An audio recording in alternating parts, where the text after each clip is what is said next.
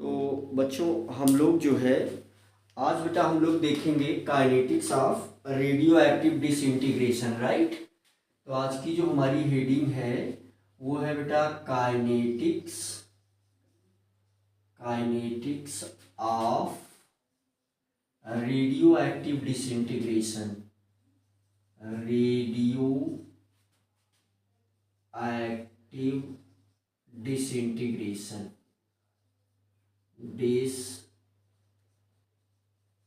Integration, right. तो इसमें बेटा हम लोग क्या समझने वाले हैं, इसमें हम लोग ये समझने वाले हैं कि भाई जो रेडियो एक्टिविटी है ना, कार्बन डेटिंग से रिलेटेड बातें समझना चाहेंगे। और जो रेडियो एक्टिविटी है बेटा वो फर्स्ट ऑर्डर काइनेटिक्स को ही फॉलो करती है ना।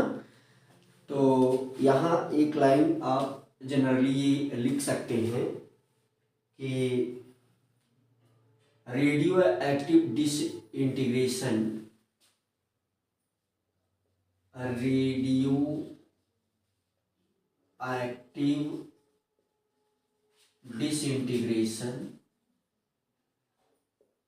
डिसइंटीग्रेशन फॉलो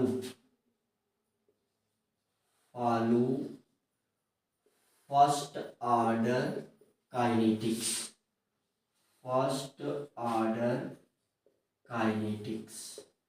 मीन्स जो रेडियो एक्टिव डिके है वो फर्स्ट ऑर्डर काइनेटिक्स को फॉलो करता है। तो देखिए जो इसका हम लोगों ने इक्वेशन लिखा था K is equal to 2.303 upon T log base 10 A upon A minus X, right, है ना। तो ये इनिशियल है और ये फाइनल, इनिशियल है ये और ये चीज जो है फाइनल है। तो इसके लिए हम एक कभी कभी इसके लिए बेटा लेमडा का भी यूज किया जाता है। तो lambda is equal to 2.303 T means ये टोटल टाइम है, टी मीन्स टाइम है। तो log बेस 10, अब इनिशियल को हम n0 से रिप्रेजेंट कर दें और फाइनल जो अमाउंट है उसे हम यू कैन से n से रिप्रेजेंट कर दें। तो हम इसको इस तरीके से लिख सकते हैं। तो लेमडा क्या है, डीके कांस्टेंट है। लेमडा को बेटा हम लोग क्या बोल सकते हैं, lambda is known as decay constant, है ना। तो यहाँ से बेटा ये लेमडा जो है उसे हम क्या बोल सकते हैं, डीके कांस्टेंट। तो यहाँ पर ये रेट कांस्टेंट था, तो सेम ऐसे ही रेडियो एक्टिव मटेरियल के लिए ये चीज है ना। तो हम लोगों ने क्या किया था, क्योंकि ये जो इक्वेशन है तो इसकी जगह पर भी हम हाफ लाइफ टाइम को यूज कर सकते हैं। जैसे हमारे पास पहले से हम लोग क्या जानते थे कि के फर्स्ट ऑर्डर के लिए K is equal to 0.693 upon T half, है ना। तो हम ये चीज यहां भी सब्स्टिट्यूट कर सकते हैं। तो हम यहां पर लिख सकते हैं, लेकिन अब ये टी हाफ क्या हो जाएगा, किसी रेडियो एक्टिव मटेरियल का हाफ लाइफ टाइम, राइट। तो यहां पर हम क्या लिख सकते हैं, 0.693 upon T half is equal to 2.303 upon T log base 10 n 0 upon n, है ना। तो ये हमारे पास इनिशियल कंसंट्रेशन है और ये फाइनल कंसंट्रेशन है। तो यहाँ से जो है हम लोग क्या कर सकते हैं, इस चीज़ को इस प्रकार से लिख सकते हैं, राइट। तो यहाँ से हम अगर T since T is equal to N into T half, ये चूंकि पहले हम डिस्कस कर चुके हैं इस प्रकार की चीज़ों को, तो हम सोच रहे हैं कि तेज़ी से हम अपने मेन पॉइंट पर अगर पहुंच जाएं, तो आप यहाँ से देख सकते हैं कि हमें क्या मिल जाने वाला है। तो हम यहाँ लिख सकते हैं 0.693 अपॉन टी हाफ, है ना। This will equal to 2.303 upon what, 2.303 upon n into T half, है ना, T half log base 10 n upon n naught upon n, है ना, ऐसा कुछ हम लोग लिख सकते हैं। तो हमें यहाँ से क्या मिलने वाला है, तो आप इस चीज़ को देख लें। तो यहाँ से हमें ये मिलने वाला है, इसको हम लिख सकते हैं 0.693 upon T half is equal to, यहाँ पर ऊपर हम मल्टीप्लाई कर सकते हैं, है ना, ये चीज़ हम ऐसे लिख सकते हैं multiplied by n into T half upon 2.303, right. तो यहाँ से हमें क्या मिल जाएगा, this will equal to log base 10 n naught upon n। तो यहाँ से बेटा हम लोग ये टी हाफ से टी हाफ क्या हो जाएगा, कैंसिल हो जाएगा, और इसको अगर हम इससे डिवाइड कर देते हैं तो ये 0.3 आ जाएगा। तो हमारे पास क्या बच गया, 0.3n is equal to log base 10 n naught upon n, है ना। तो देखो अगर हम यहाँ से log को हटाना चाहें तो ये चीज़ हम बता चुके हैं कि जैसे हमारे पास लिखा गया है log base 10 100 is equal to 2। तो देखो अगर यहाँ से हम log हटा करके इसको कुछ इस प्रकार से लिखना चाहें तो इस चीज़ को यहाँ से लिख सकते हैं कि 10 यानी बेस की पावर ये 2 इज इक्वल टू 100। हमने log ऊपर से हटाया, है ना।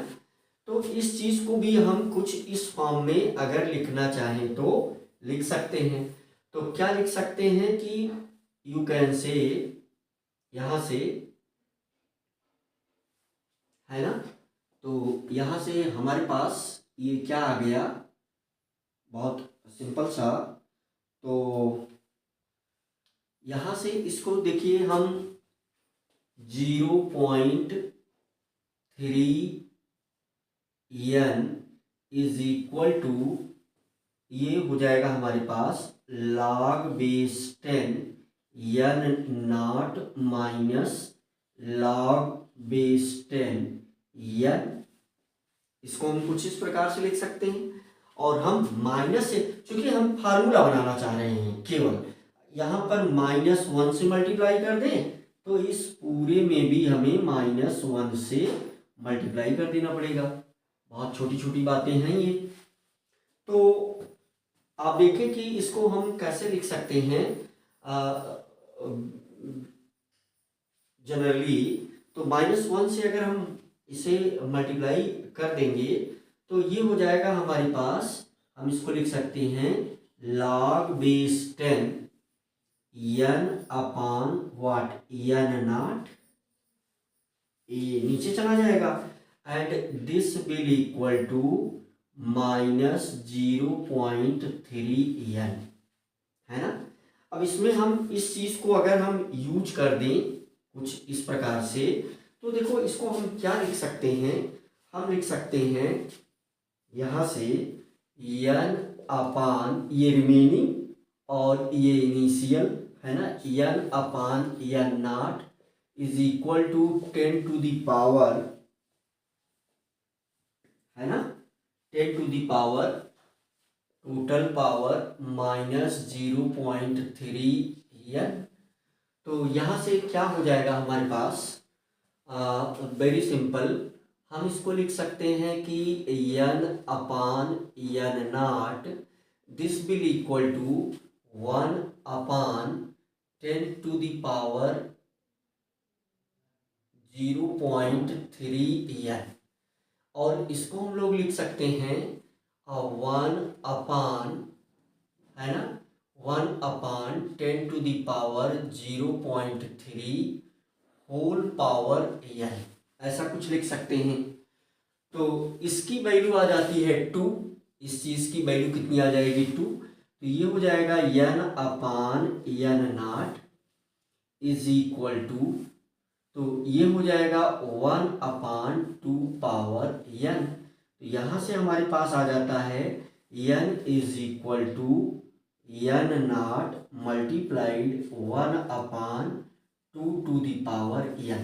अब हमारा उद्देश्य क्या है, ये इक्वेशन जनरली ये रेडियो एक्टिव अमाउंट का रिमेनिंग कंसंट्रेशन है, रेडियो एक्टिव मटीरियल का रिमेनिंग कंसंट्रेशन है, और ये इनिशियल अमाउंट है, you can say final amount of radioactive material, और ये क्या है initial amount of radioactive material है ना।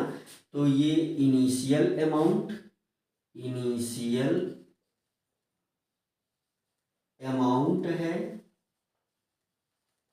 है, और ये remaining amount means final amount, या हम इसी को क्या बोल दें रिमेनिंग अमाउंट। ये क्या है रिमेनिंग अमाउंट है ना रेडियो एक्टिव मटेरियल का। तो इससे जो है हम कार्बन डेटिंग जो की जाती है उस चीज को भी यहाँ देखेंगे, राइट। तो हमें पता है कि जो टोटल टाइम है वो T½ इंटू n होता है, राइट। तो यहाँ से जो है हम लोग क्या देखने वाले हैं इसके आगे बेटा हम ये समझेंगे, इसके आगे हम लोग ये समझेंगे कि रेडियो एक्टिविटी से जुड़े हुए जो क्वेश्चन हैं वो कैसे इस पर बेस्ड हैं, है ना। तो क्वेश्चन हम देखेंगे, क्वेश्चन करके और भी समझेंगे आप इन चीजों को। तो जैसे इस चीज को आप देख लें, जैसे यहाँ पर ये इक्वेशन है हमारे पास, कार्बन डेटिंग की अगर हम बात करें तो रेडियो एक्टिव कार्बन डेटिंग है ना। तो हम किसकी बात करने वाले हैं, रेडियो कार्बन डेटिंग की बात करने वाले हैं।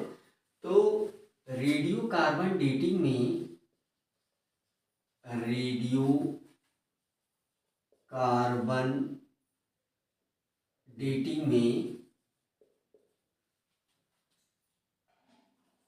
रेडियो कार्बन डेटिंग में तो हम रेडियो कार्बन डेटिंग में क्या बात करने वाले हैं, जैसे ये इक्वेशन हम लोगों ने लिखा ऑलरेडी कि लेमडा इज इक्वल टू, ये डीके कांस्टेंट है, तो 2.303 upon T log B10 n upon n naught upon n। तो यहाँ पर जो n नॉट है तो एन नॉट हमें क्या बताता है, इनिशियल रेशियो ऑफ, ये हमको बताता है initial ratio, initial ratio between, initial ratio between C14 and C12, है ना। जब कोई हमारा प्लांट या कोई भी जो यू कैन से, जो भी हमारे पास कोई चीज़ जो इनिशियल रही होगी, है ना, तो यन नॉट हमको क्या यन क्या बताएगा, यन हमको बताता है final ratio, final ratio, final ratio between C14 and C12, है ना, ये चीज बताता है हमको। आप देख लें तो रेडियो कार्बन डेटिंग में क्या किया जाता है, पहले जो भी हमारे पास प्लांट है, तो इनिशियल स्टेज में पहले हमारे पास प्लांट होता है, तो वो कुछ समय तक अगर वो पड़ा रह गया, मान लो अर्थ के नीचे, तो इनिशियल का जो C14 और C12 का रेशियो है वो यह नॉट बताएगा, और फाइनल जो C14 और C12 का है तो उसको हम यन से कैलकुलेट करेंगे, है ना। तो ये चीज़ कार्बन डेटिंग में, रेडियो कार्बन डेटिंग में यूज की जाती है, राइट। तो जैसे हम लोग जो है सैंपल लेकर के बेटा इन चीज़ों को क्या करते हैं, कैलकुलेट करते हैं, है ना। तो जैसे अगर हम एवरेज लाइफ की बात करें, normally average life, average life, average life की अगर हम बात करें, एवरेज लाइफ को टाउ से रिप्रेजेंट कर दिया जाता है, तो this will equal to 1/λ, this is 1/λ, और हमें पता है कि लेमडा की वैल्यू होती है 0.693, है ना। तो 0.693 0.693/T हाफ, तो यहाँ पर क्या हो जाएगा हमारे पास T1/0.693, तो ये नियर अबाउट आ जाता है, अगर हम इसके बगल में 1 मान लें तो ये आ जाता है 1.44 इंटू T हाफ, है ना। तो ये एवरेज लाइफ की बात हो गई। और टोटल टाइम जो हम कैलकुलेट करते हैं, टोटल टाइम हम कैसे कैलकुलेट, इसे अगर हम T मान लें तो this will equal to N into T half, है ना, N into T half, total time हम इससे कैलकुलेट कर लेते हैं। तो इस सभी इंफॉर्मेशन के बेस पर अब हम कुछ क्वेश्चन करते हैं, क्वेश्चन से और चीजें आपको क्लियर होंगी, है ना। तो यहाँ से हम लोग जो है इस चीज को यूज करते हैं, क्वेश्चन करके आप क्वेश्चन को समझें।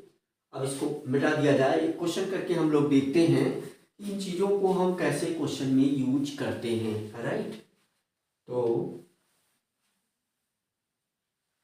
चलो हम इसे मिटा देते हैं, राइट। तो एक क्वेश्चन लिखते हैं हम, और आपको भी मेरे साथ में क्वेश्चन को लिखना चाहिए।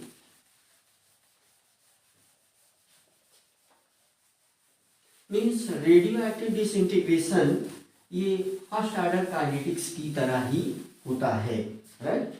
तो क्वेश्चन हमारे पास है एक बेटा मोबाइल में, तो ये क्वेश्चन आप देख लें। क्वेश्चन है, मैं आपके सामने क्वेश्चन पढ़ दे रहा हूँ, तो ये हमारे पास क्वेश्चन है, ओके। तो क्वेश्चन, आर्कियो लॉजिक है ना, ये क्वेश्चन हमारे पास गिवन है। Archaeologic remain of A wooden, archaeologic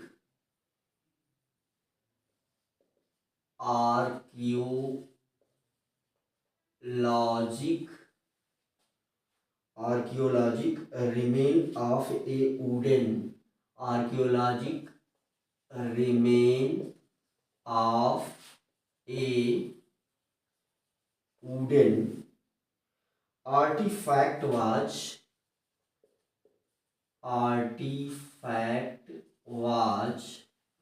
हमें दिया गया found to contain, artifact was found to contain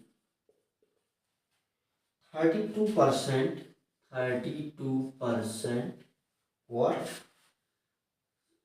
C14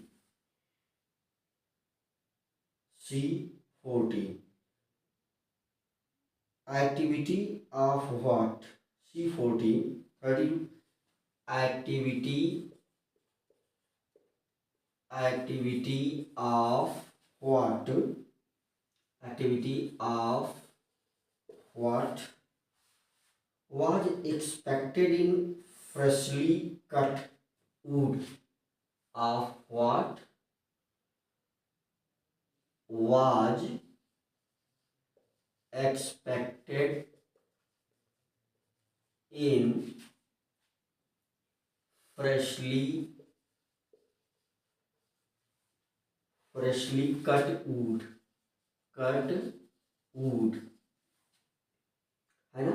find the age of wood, तो यहां से हमसे क्या पूछ रहा है, find the age of wood, तो ये हमसे क्वेश्चन किया जा रहा है। और यहाँ पर ये हमको याद भी करना चाहिए। तो जो T12 है C14 के लिए ये गिवन है, तो C14 के लिए जो T12 गिवन है वो हमारे पास क्या है, वो हमारे पास है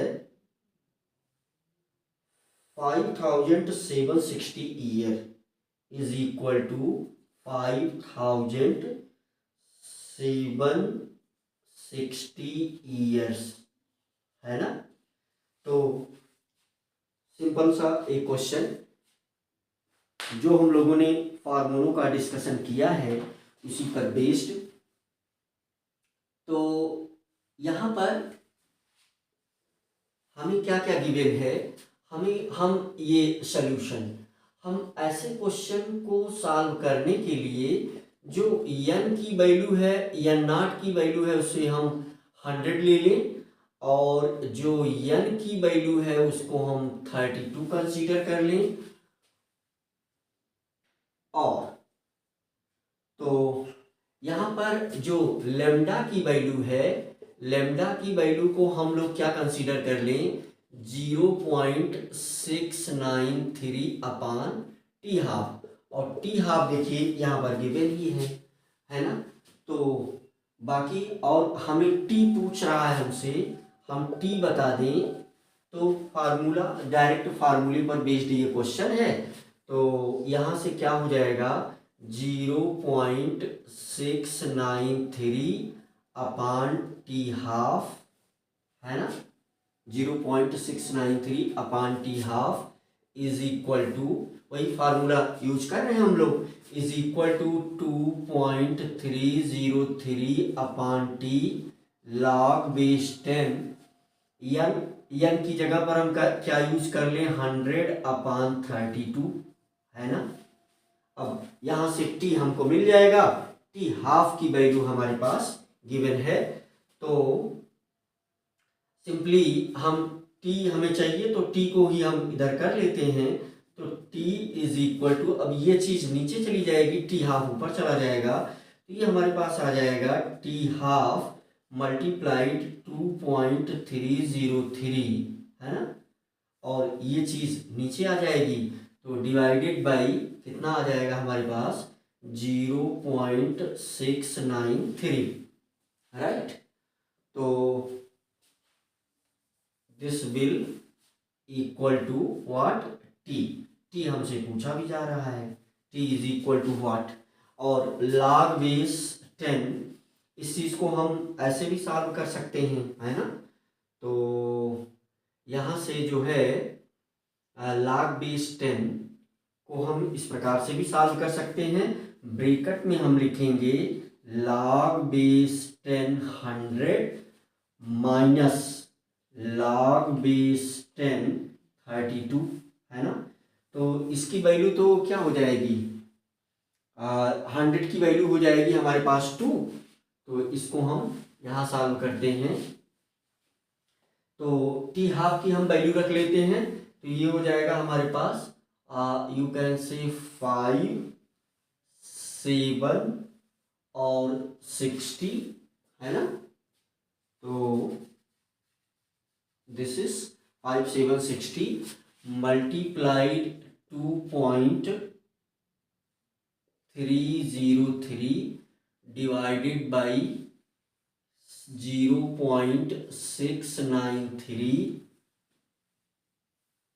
यहाँ से ये हो जाएगा, इसकी वैल्यू हो जाएगी 2 माइनस, और इस चीज की वैल्यू हो जाएगी, देखिए 2 टू द पावर 5 इसको लिख लेंगे तो 5 आगे चला आएगा, और ये 0.32 log बेस 10 2 की वैल्यू, तो ये आ जाएगा 1.5, है ना।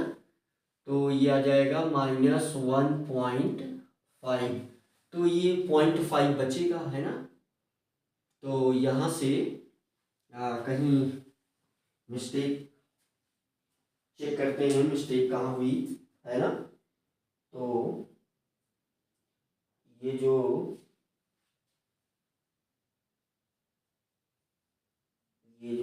आ रहा है कैलकुलेशन हमारे पास, तो this will equal to what, this will equal to 0.5, है ना।